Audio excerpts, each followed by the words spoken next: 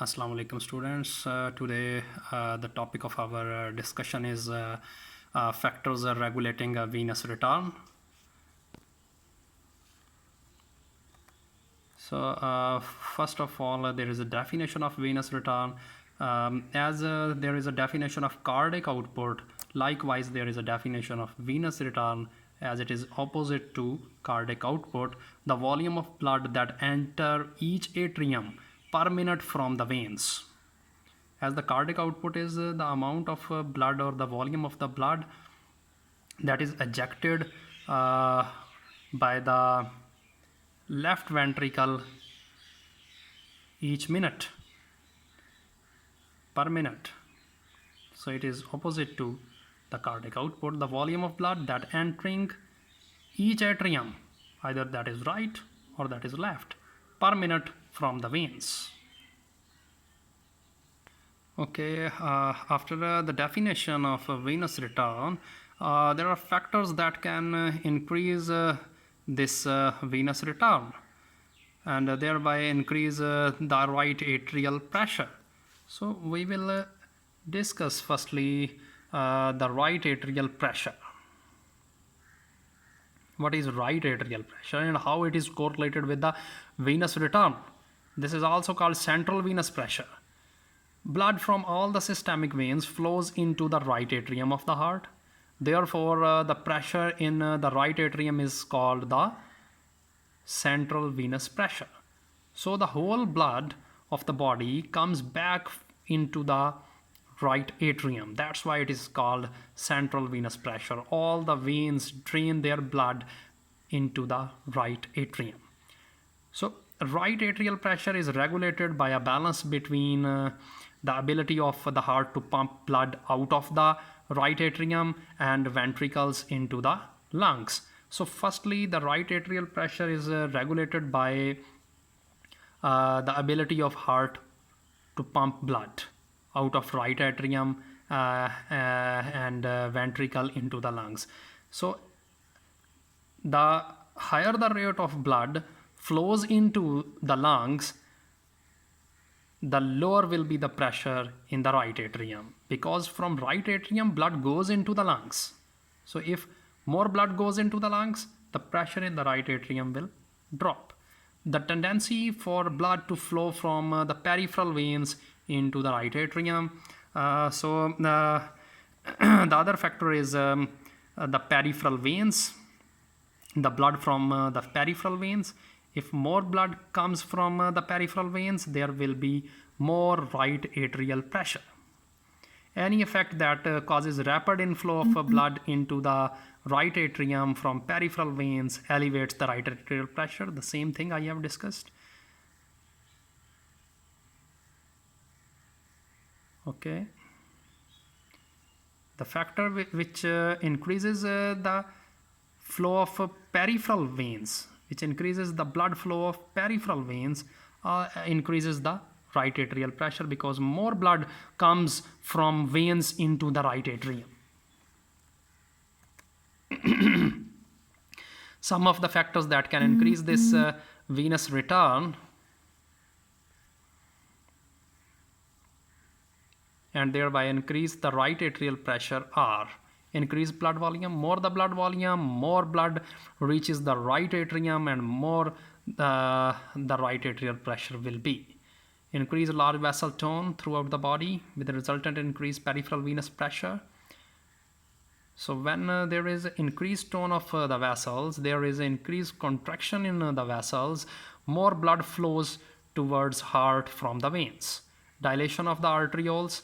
When there is dilation of the arterioles, blood moves rapidly from the arteries into the veins and back into the heart.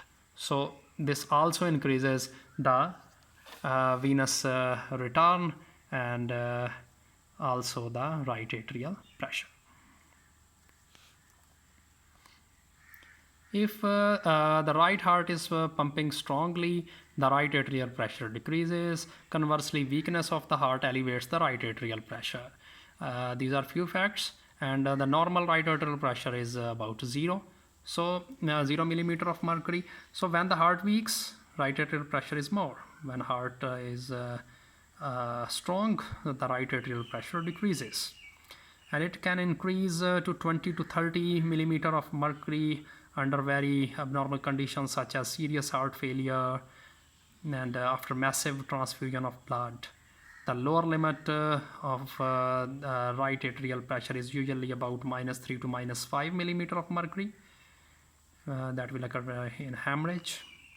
And peripheral small veins have +4 to +6 millimeter of mercury, greater than right atrial pressure.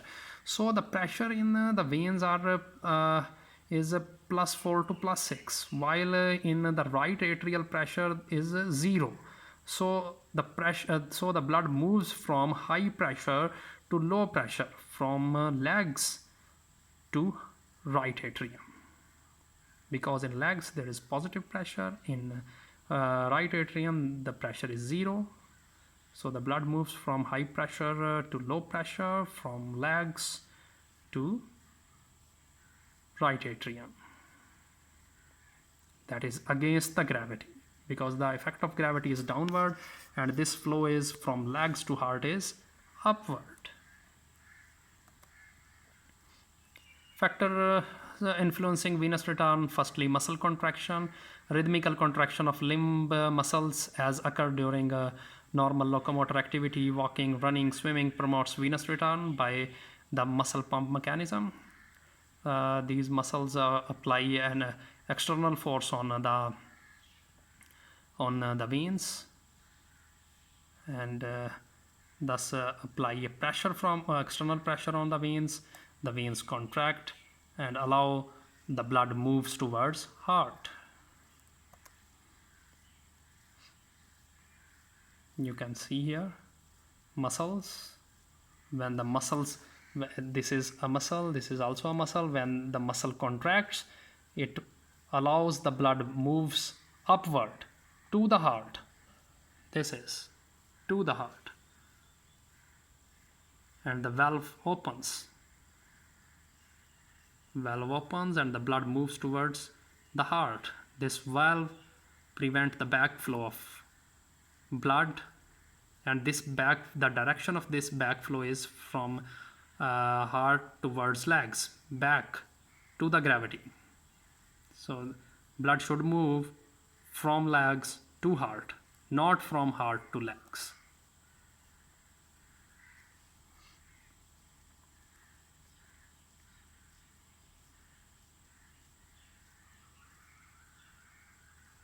In case of venous return, this is in case of venous return.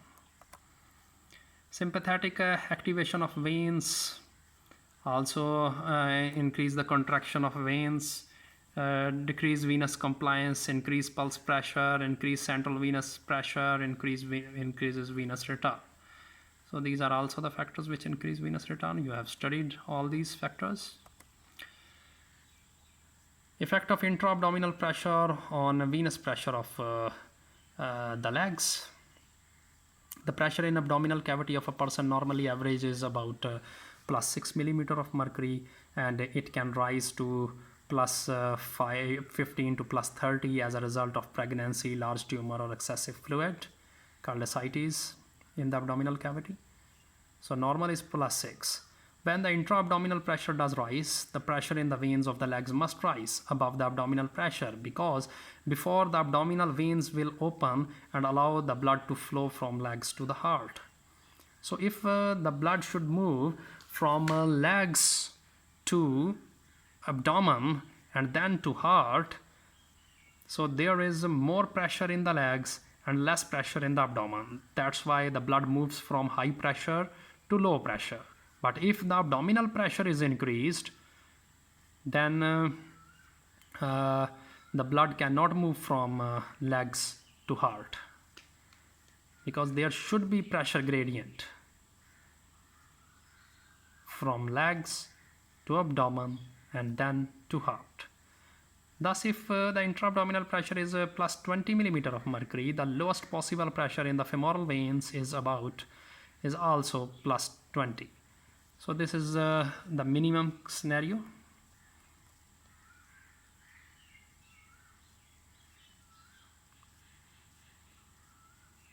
In a normal case, the pressure of femoral vein should be more, but this is a win-win situation.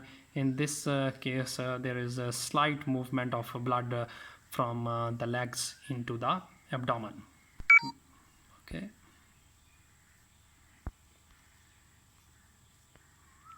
So there should be pressure difference between legs and abdomen. Legs pressure should be increased than the abdomen, so that the blood moves from high pressure to low pressure. You can see here venous return influenced factor gravity.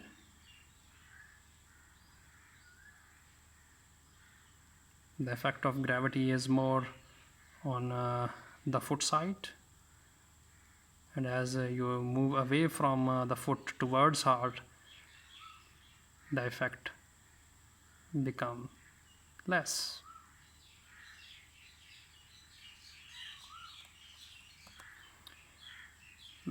Venous return is reduced due to gravity, and cardiac output is also reduced as the cardiac output depends on venous return. Okay.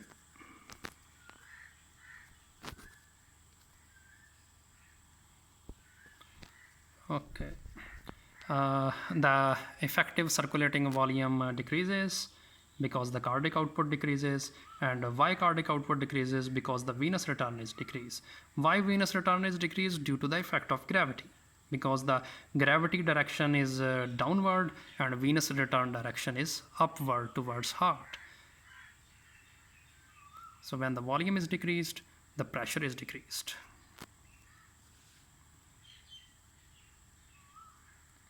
And when the blood does not move towards heart, or moves less towards heart, it remains in on the legs, and there is leakage or filtration of plasma through the capillary bed into the lower extremities and producing edema in the legs.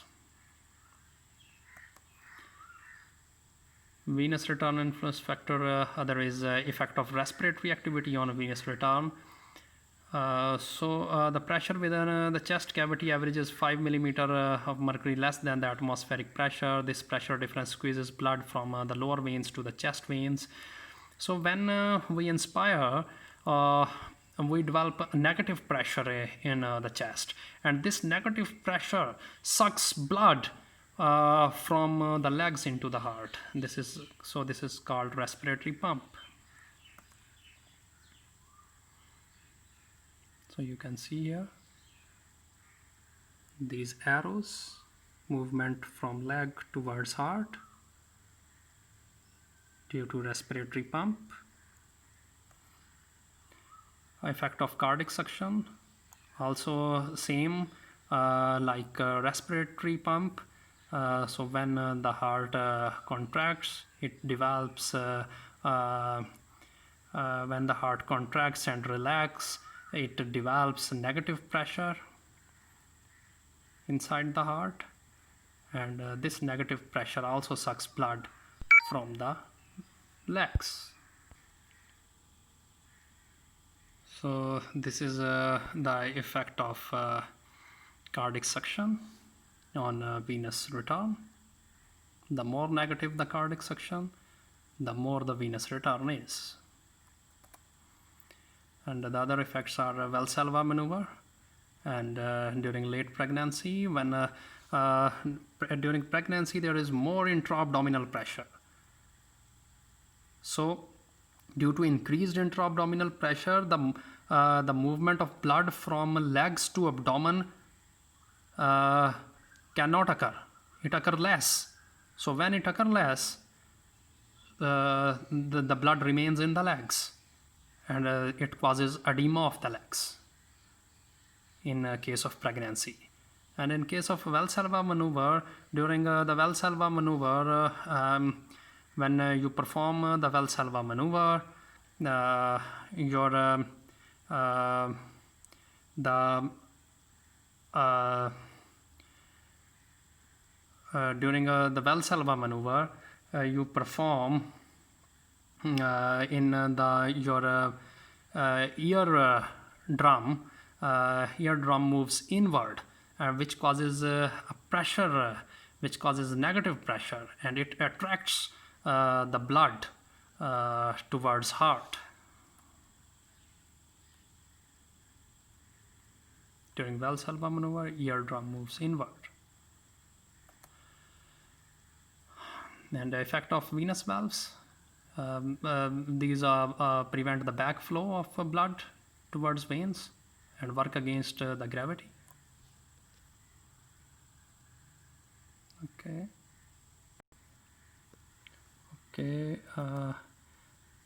And in this slide you can see here how the venous valves work.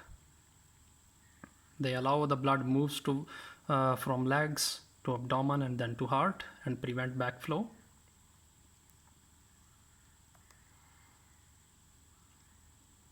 You can see the effect of muscle contraction.